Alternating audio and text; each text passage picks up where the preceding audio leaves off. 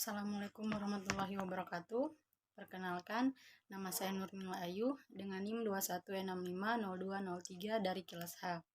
Pada kesempatan kali ini, saya akan mereview materi Manajemen Resiko Cybercrime. Untuk yang pertama ada pengertiannya. Manajemen risiko cybercrime adalah langkah-langkah yang diambil oleh sebuah organisasi atau individu untuk mengidentifikasi, mengukur, mengelola, dan mengurangi risiko yang terkait dengan serangan cybercrime atau kejahatan cyber. Selanjutnya, risiko dan dampak dari cybercrime. Yang pertama, risiko. Risiko mengacu pada potensi atau kemungkinan terjadinya serangan dan pelanggaran keamanan tersebut. Dampaknya, dampak mengacu pada konsekuensi negatif atau kerugian yang dapat terjadi setelah terjadinya serangan atau kejadian pelanggaran keamanan cyber. Risiko keamanan cyber adalah potensi atau kemungkinan terjadinya serangan dan pelanggaran keamanan. Risiko ini dapat berasal dari berbagai sumber termasuk ancaman cyber seperti malware, phishing, dan serangan DDoS, serta celah keamanan dalam sistem atau kebijakan yang tidak memadai. Untuk mengurangi risiko keamanan cyber, organisasi harus melakukan identifikasi risiko dan mengambil langkah-langkah pencegahan yang sesuai. Selanjutnya, dampak keamanan cyber. Dampak keamanan cyber adalah konsekuensi negatif yang timbul akibat serangan atau pelanggaran keamanan. Dampaknya ini dapat beragam. Yang pertama, kehilangan data. Serangan cyber dapat menyebabkan pencurian atau penghancuran data sensitif atau penting. 2.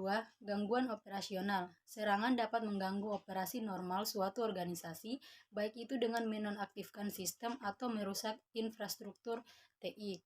Ketiga, kerugian keuangan.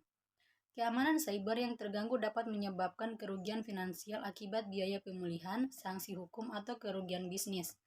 Keempat, hilangnya reputasi. Pelanggaran keamanan yang terungkap dapat merusak reputasi organisasi dan kehilangan kepercayaan pelanggan atau mitra bisnis. Yang kelima, penyalahgunaan identitas. Serangan cyber dapat mengakibatkan pencurian identitas individu yang dapat digunakan untuk aktivitas kriminal. Dan yang terakhir ada sanksi hukum. Organisasi yang gagal melindungi data pribadi atau rahasia dapat menghadapi sanksi hukum atau denda. Selanjutnya, risiko dan dampak cybercrime pada individu. Risiko dan dampak cybercrime pada individu adalah dua aspek yang saling terkait dalam konteks serangan cyber.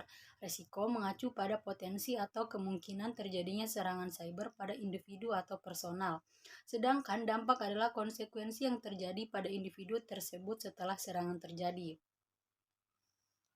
Selanjutnya, risiko dan dampak cybercrime pada perusahaan atau organisasi. Yang pertama, risiko cybercrime pada perusahaan atau organisasi. Risiko cybercrime adalah kemungkinan terjadinya serangan atau aktivitas kriminal yang ditujukan kepada perusahaan atau organisasi melalui jaringan komputer atau sistem informasi perusahaan atau organisasi. Dampak cybercrime adalah konsekuensi atau kerugian yang dialami oleh perusahaan atau organisasi setelah terjadinya serangan cyber. Risiko cybercrime pada pemerintah atau negara. Risiko cybercrime adalah kemungkinan atau potensi terjadinya serangan atau aktivitas kejahatan cyber yang dapat mengacu keamanan, kestabilan, dan integritas operasi pemerintah atau negara. Dampak cybercrime pada pemerintah atau negara. Dampak cybercrime adalah konsekuensi negatif yang timbul setelah terjadinya serangan cyber atau kegiatan kejahatan terhadap pemerintah atau negara. Selanjutnya yaitu dampak cybercrime pada sosial, ekonomi, dan politik. Yang pertama, dampak sosial dari kejahatan cyber. Dampak sosial dari kejahatan cyber melibatkan sejumlah masalah yang mempengaruhi masyarakat secara luas. Kejahatan cyber dapat menciptakan ketidakamanan dan kekhawatiran di kalangan individu, merusak kepercayaan dalam interaksi online, dan mengubah perilaku online. Selanjutnya, dampak ekonomi dari kejahatan cyber. Dampak ekonomi dari kejahatan cyber adalah sangat signifikan. Kejahatan cyber dapat mengakibatkan kerugian finansial yang besar bagi individu, perusahaan, dan bahkan negara. Kerugian ini mencakup biaya pemulihan serta setelah serangan, hilangnya pendapatan akibat gangguan operasional, biaya hukum, serta dampak jangka panjang pada reputasi dan nilai perusahaan. Eh, yang terakhir, dampak politik dari kejahatan cyber. Dampak politik dari kejahatan cyber memiliki dimensi yang sangat luas dan sangat signifikan dalam konteks global dan nasional.